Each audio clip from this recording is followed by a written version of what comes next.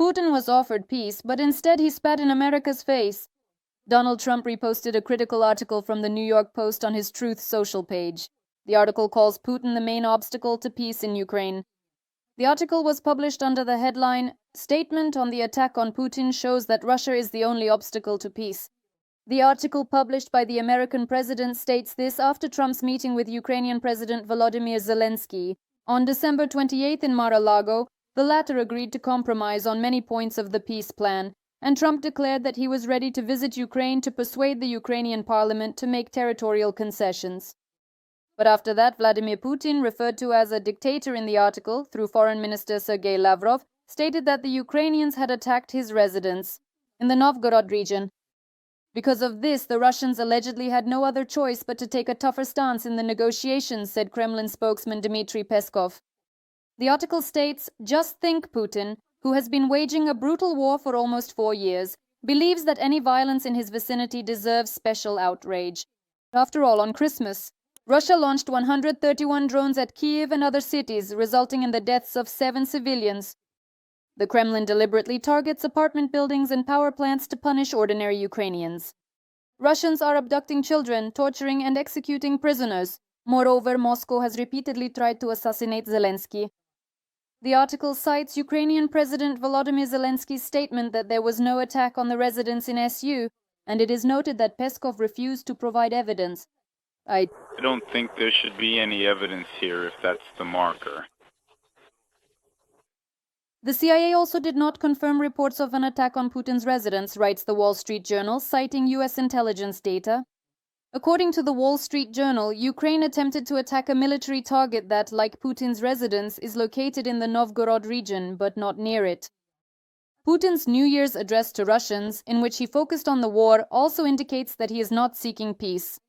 The Russian leader separately congratulated the soldiers and commanders of the Russian armed forces, who, according to his wording, have taken on the responsibility of fighting for their homeland, for truth and justice. At the same time, the American leader wants peace. For example, Donald Trump was asked if he had a New Year's resolution, to which he promptly replied in response. U.S. President Donald Trump responded to Russia's statement that Ukraine allegedly attacked the state residence of Russian dictator Vladimir Putin in the Valday region of Novgorod Oblast. "Honestly, I don't know anything about this. I just heard about it, but, so to speak, I don't know anything about it. That would be very bad." According to Trump, Putin personally told him about the attack during their last phone conversation. "President Putin told me about it early in the morning. He said that he was attacked. That's unacceptable. Completely unacceptable. Don't forget, I stopped the delivery of Tomahawk missiles." Ukrainian President Volodymyr Zelensky denied the claims about an attack on Putin's residence and said that the Russians are spreading fake news to justify their strikes on Ukraine and to further prolong the war. The world's key intelligence agencies must have access to real information. According to the President of Ukraine, "These very dangerous statements from Moscow are clearly aimed at undermining all the achievements of Ukraine's joint work with the team of U.S. President Donald Trump. Russia is laying the groundwork for strikes on government buildings in Kyiv."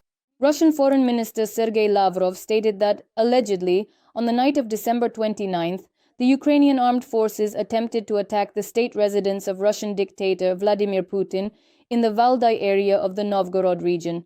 According to him, Russia's negotiating position will be revised because of the attack. "The targets for retaliatory strikes and the timing of their execution by the Russian armed forces have been determined. At the same time, we do not intend to withdraw from the negotiation process with the United States." The official representative of the Russian Foreign Ministry, Maria Zakharova, stated that Russia's response to Ukraine's attack on Putin's residence will be undiplomatic. Notably, residents of Valday, where Putin's residence is located, did not notice dozens of drones flying over, nor any alerts about the attack, and did not hear any explosions, according to opposition Russian media. Although Lavrov claimed there was an attack involving 91 drones.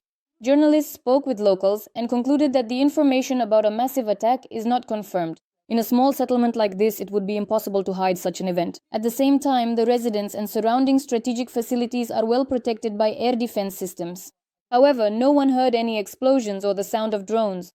Negotiations took place in Florida between U.S. President Donald Trump and Ukrainian leader Volodymyr Zelensky. After the meeting, during a joint press conference, the president of Ukraine stated, We have mutually agreed that robust security guarantees are a truly key and essential milestone for achieving a lasting and enduring peace, and our dedicated teams will continue to diligently work on all critical aspects of this important endeavor.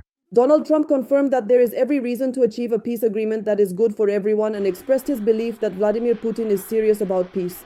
Too many people have died, and I think that both presidents want to reach an agreement. I truly believe that we have the groundwork for a deal that will be good for Ukraine, good for everyone. There is nothing more important. Donald Trump added that there will be a solid security agreement for Ukraine and that European countries are very actively involved. Trump also noted the economic benefits for Ukraine after the war. I feel that the European countries have truly been wonderful, and they are very supportive of this meeting and eager to reach an agreement. They are all wonderful people. In response to journalists' questions about possible timelines for reaching a peace agreement, the US president stated that he has no deadlines. My only true deadline is to end this ongoing war.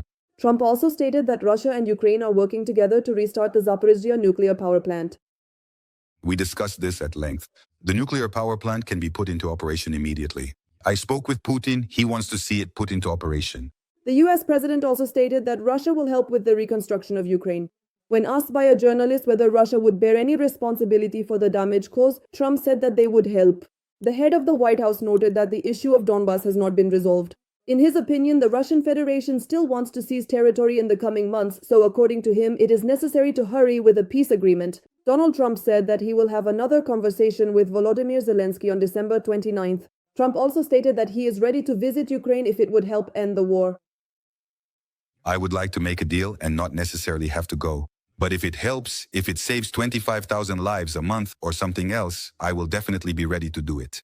The head of the White House predicted that in a few weeks it will become clear whether the peace plan will work. According to him, a trilateral meeting involving himself, Ukrainian President Volodymyr Zelensky, and Russian dictator Vladimir Putin could take place at the right time. Ukrainian President Volodymyr Zelensky, shortly after the negotiations, announced an agreement regarding the next meeting of the Ukrainian delegation with the United States in January 2026 in Washington.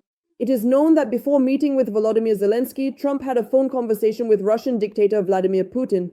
Putin's aide, Yuri Ushakov, stated that during the conversation with the American leader, the Kremlin ruler said that Ukraine must surrender Donbas to end the war.